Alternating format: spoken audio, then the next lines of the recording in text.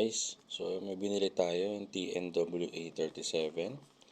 So para investment na rin natin sa ating sarili. So open natin. Yan, so sa box.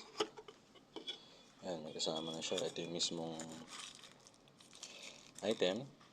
So may kasama pa siyang yan, yung tali. Then yung charger niya, type C. And then yung parang foam for the mic. And then meron na rin siyang bag. And then, so ito yung ating TNW. Yan. Kulay green yung pinili natin para medyo kakaiba. Yan. Yan siya. And then, iti-testing natin.